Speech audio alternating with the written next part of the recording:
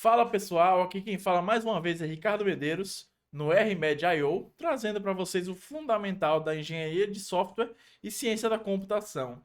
E hoje eu vou falar sobre um tema muito importante: segurança, e especificamente sobre geração de tokens de verificação. Ou seja, quando você faz aquele cadastro num site e esse site exige que você bote lá um token que foi enviado para o seu e-mail ou para o seu SMS. Eu vou discutir quais fragilidades existem na hora de gerar esses tokens e assim erros que eu já vi no mercado e que podem ser facilmente explorados por um hacker, tá certo? Então é importante ter em mente tudo isso na hora que você vai implementar um mecanismo desse de autenticação em duas etapas. E aqui eu vou falar bastante, pessoal, sobre criptografia e geração de números pseudo-aleatórios. Então, vem comigo. Bom, pessoal, aqui eu tenho uma pequena soluçãozinha para mostrar para vocês várias formas da gente gerar um token. E assim, pessoal, aqui algumas delas são seguras, outras não são seguras. E é importante a gente salientar aqui que esse vídeo vai trazer bastante insight sobre como funciona a geração de números aleatórios e como fazer isso de forma segura. Então já deixa sua inscrição aí e curte o vídeo que vem conteúdo massa aí. Então bora lá. Aqui, pessoal, a gente está pegando a lista de classes que implementam essa interface iTokenGenerator. Vocês podem ver aqui a iTokenGenerator tem uma constante aqui de caracteres. Isso aqui, pessoal, basicamente é para poder encodar o output em base 62, ou seja, todos os dígitos maiúsculos, minúsculos e os números de 0 a 9. Porque você tendo esse espaço aqui, fica mais fácil você se defender contra ataques de força bruta, porque o espaço é maior. Mas eu vou mostrar para vocês que mesmo você se preocupando em ter esse maior espaço de busca, você ainda tem que se preocupar com ataques que tentem encontrar o estado interno do seu gerador de números aleatórios. E a interface ela vai expor aqui esse método generateToken, que recebe um length, ou seja, qual é o tamanho desse token que a gente vai gerar, e te retorna a string do token. Simples assim. E aqui eu vou ter várias implementações desse token. Antes disso, vamos fazer um exercício, tá certo? Vamos criar aqui um novo artigo, token generator 2.cs. Vamos botar aqui public class another token generator.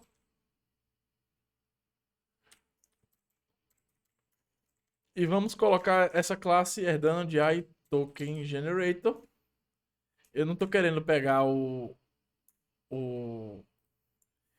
Copilot ainda, eu quero que ele só pegue aqui. Aí vamos lá. Aqui dentro,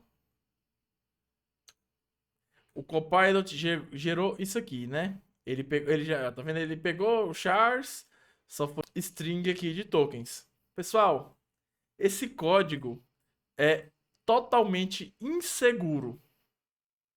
Então, você não pode confiar ainda na IA para fazer um código desse para você, porque ela vai pegar a média disso aqui e a média da implementação disso aqui é essa abordagem totalmente inadequada para se construir uma coisa segura, tá certo? Então vamos deletar isso aqui, que eu vou explicar para vocês por que isso é inseguro. Primeiro vamos rodar aqui o código para ver o comportamento. Rodando aqui, a gente vê aqui o token gerado, qual foi a implementação que gerou o token, o tempo que levou para gerar o token. Aí aqui alguns demoram mais, alguns demoram menos. Vamos gerar mais uma vez. Aí você vê que às vezes também depende do como o sistema está fazendo o scheduling dessas gerações, né? Aqui a gente não está usando nenhum paralelismo, até porque é uma coisa muito simples, mas isso também poderia afetar. Mas aqui, pronto, gerou aqui 5 números aleatórios para cada um desses geradores. A um primeiro olhar aqui, tudo parece bastante aleatório, você não vê padrão em absolutamente nada aqui, né, pessoal? Mas eu vou te dizer, aqui tem geradores que são mais seguros e geradores que são menos seguros.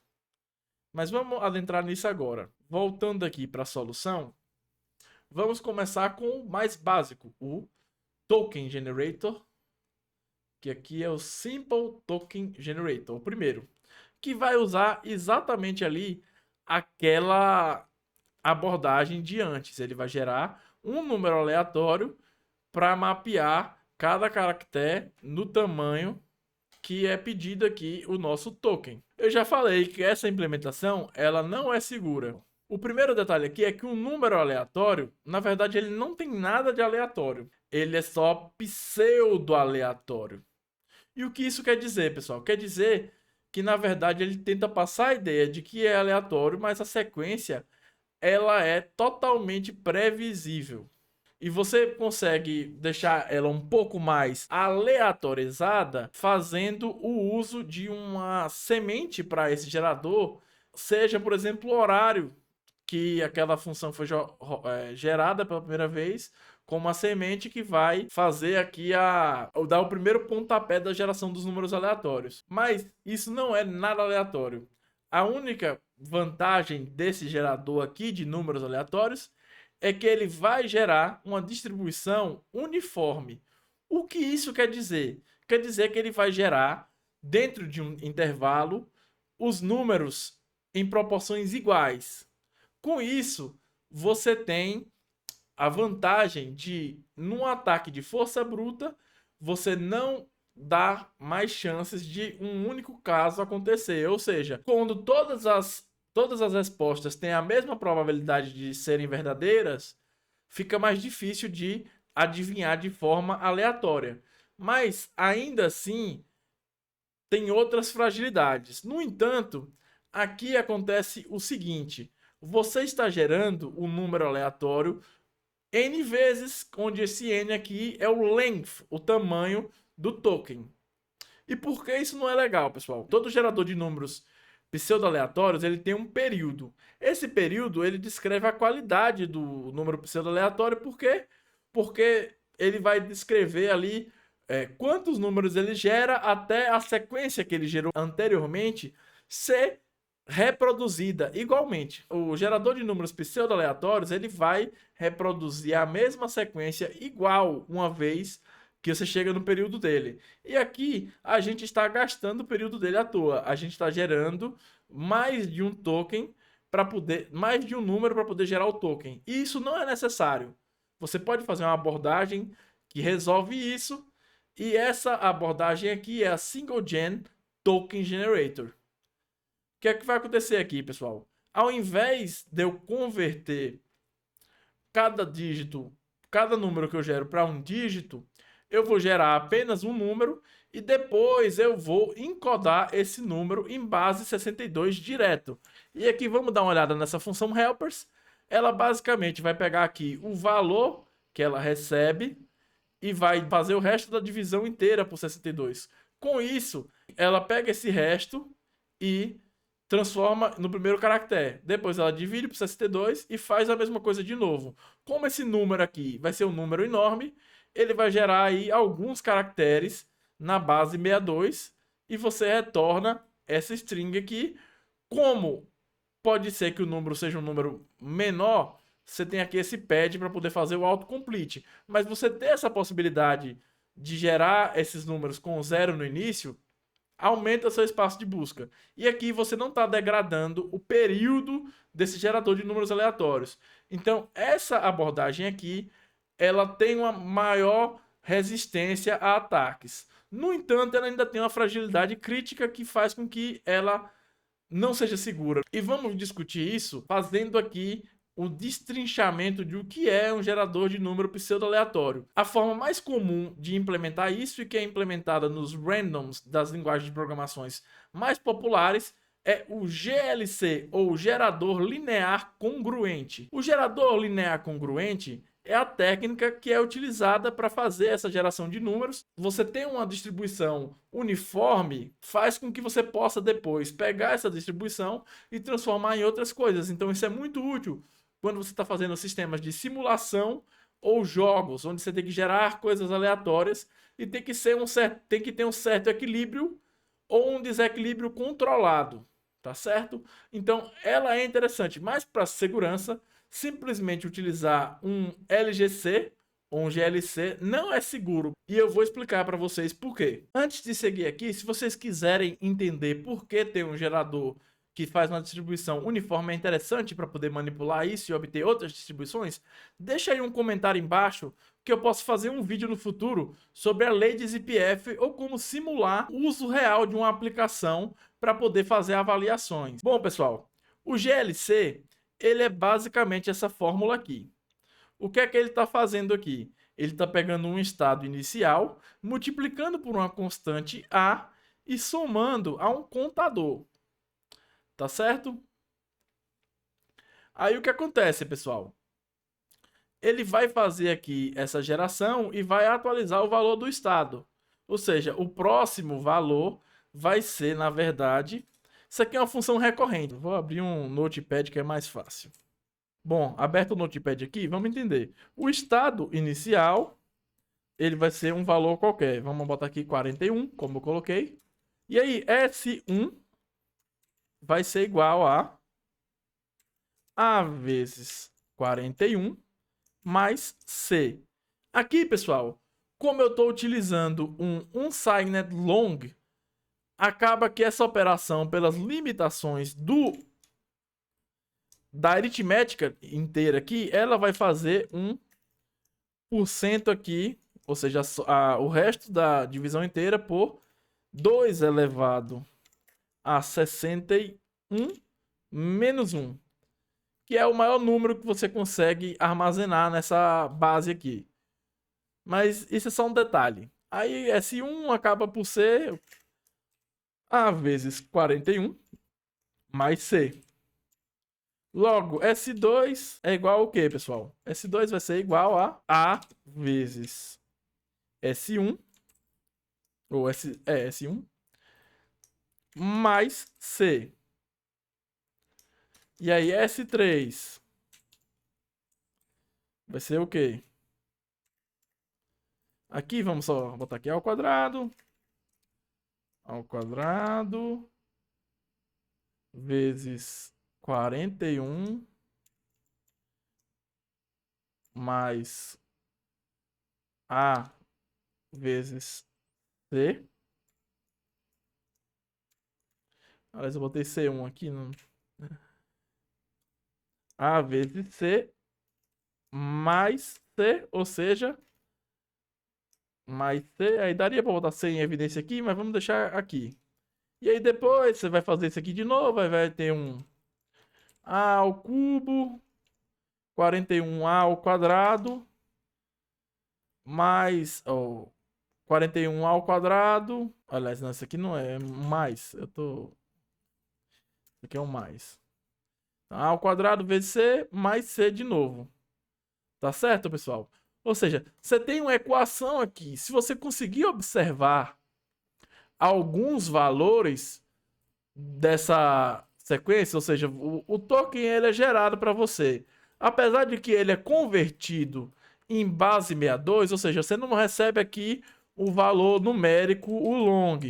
Você recebe ele em base 62. Mas entenda uma coisa, pessoal. Isso aqui é encoding. Isso aqui não é criptografia. Logo, não há segurança. Se a sua segurança depende do seu atacante não entender o seu sistema, não é segurança. Com isso aqui, você pode expandir essas equações e existem programas que fazem esse processo para você. Você passa uma sequência de números pseudo-aleatórios e ele vai tentar deduzir o estado interno do gerador. Com isso, pessoal, uma vez que o atacante ele já tem o estado interno ali do sistema rodando, já era. Ele pode gerar qualquer número aleatório que o sistema vai gerar. E aí, assim, tipo, é claro que ele não vai acertar 100% das vezes, porque o sistema vai ter sendo usado por outras pessoas. Então, acaba que tem essa fragilidade. Mas se ele escolher um horário favorável, um horário com pouco uso, ele consegue ter uma assertividade muito grande e acertar os tokens com poucas tentativas, tipo 20, 30, 15 tentativas, sabe? E isso é uma fragilidade muito grande e já vi isso acontecer com o sistema que eu dava manutenção. Foi descoberto essa fragilidade por um pentester. Essa é a base dos números randômicos normais, só que vocês já entenderam aqui, né? Uma vez que você consegue inferir o estado, observando as saídas desse gerador, você consegue quebrar ele, porque você sabe exatamente o que é que ele vai gerar. Você pode gerar o período dele inteiro e ficar testando. Entendeu? Você observa qual foi o número que ele gerou e aí tenta os que estão após esse número próximo. E aí quebrou, acabou a segurança. A segurança deixou de existir. Segurança de verdade não importa se ele saber exatamente qual é a tecnologia que você usa. Ele não vai conseguir violar a segurança. E para fazer isso, aqui eu tenho dois exemplos. O primeiro é o Safe Token Generator, que é um gerador que simplesmente utiliza, aqui no caso do C#, a biblioteca System Security Cryptography, que é uma biblioteca de criptografia que tem um gerador de números aleatórios criptograficamente seguro. E o que isso quer dizer, pessoal? Quer dizer que observando as saídas dela, ainda assim é muito difícil tentar deduzir o estado interno. Por isso que você deve utilizar, de preferência, uma implementação pronta de um gerador de número aleatório criptograficamente seguro. E aqui, assim, a API dele é um pouco diferente, porque você pode aqui, por exemplo, eu estou utilizando um buffer de 8 bytes, e aí eu peço para o gerador de número aleatório preencher esse buffer, e depois eu só faço a conversão aqui para um inteiro não, sem sinal de 64 bits, e faço aqui essa limitação aqui de valor, só para garantir que não vai haver uma perda de entropia. Isso aqui é um detalhe pequeno, porque esse resto da divisão inteira aqui no final, sem se preocupar com isso, você acaba gerando uma perda da entropia da geração desse número aleatório. E aí você causa uma pequena vulnerabilidade que não existiria normalmente, tá certo, pessoal? Aqui eu tive que me preocupar com isso porque eu quis fazer os geradores para atenderem a qualquer tamanho de token. Mas se eu não me preocupasse com isso, seria muito mais fácil definir qual é o tamanho de número que eu tenho que gerar para poder mapear para um token base 62 de um tamanho equivalente. Mas enfim, assim, uma coisa que eu acho legal, mesmo você desenvolvendo isso aqui, não usa o Copilot para gerar para você.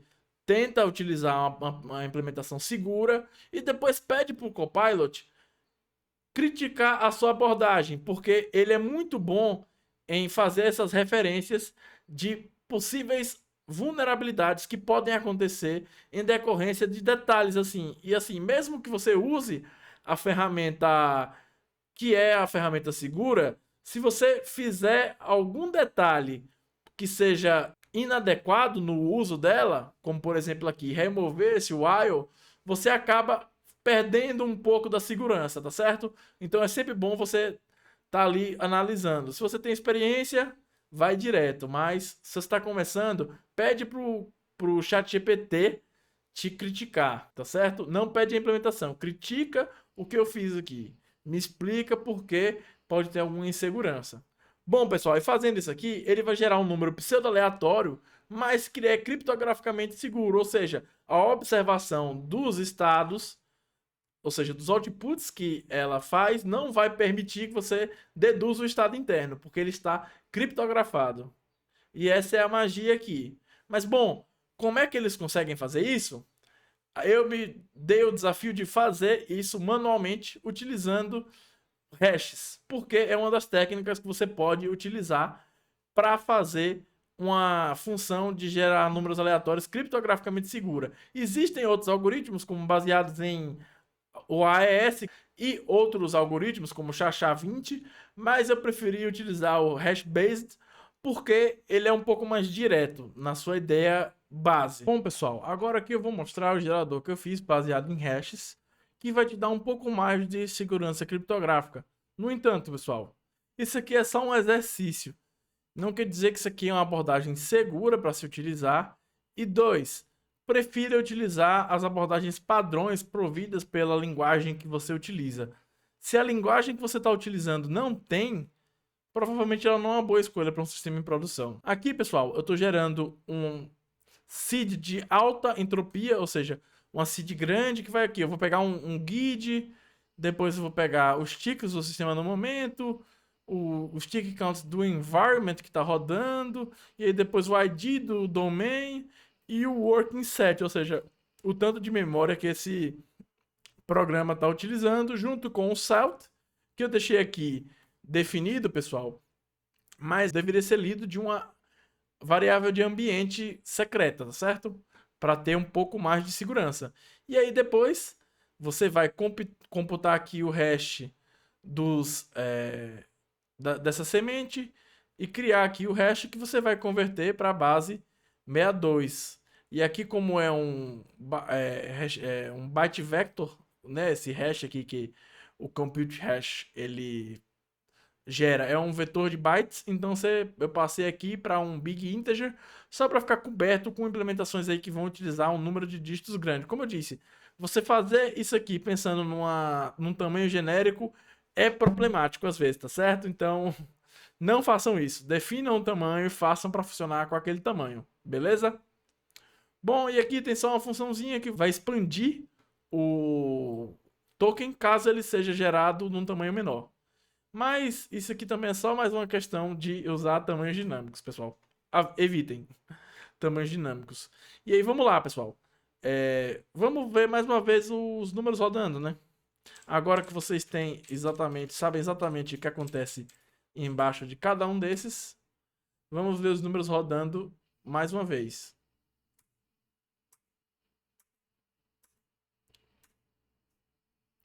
E aqui, pessoal, perceba uma coisa também, ó. Eu vou parar aqui e rodar de novo. Gerar 1, 2, 3, 4, 5. Observe como o GLC que eu deixei com a chave, com a seed travada, ele gera exatamente a mesma sequência. Ó. YXJLGB, depois o MIC-WSI, depois o NPIRCO, e depois o FIX-LOS 8RZ-CHW. E aqui, volta aqui, ó. É a mesma coisa. Os outros, pessoal, eles só passam a ilusão de que não são isso. Mas no fim das contas, é isso.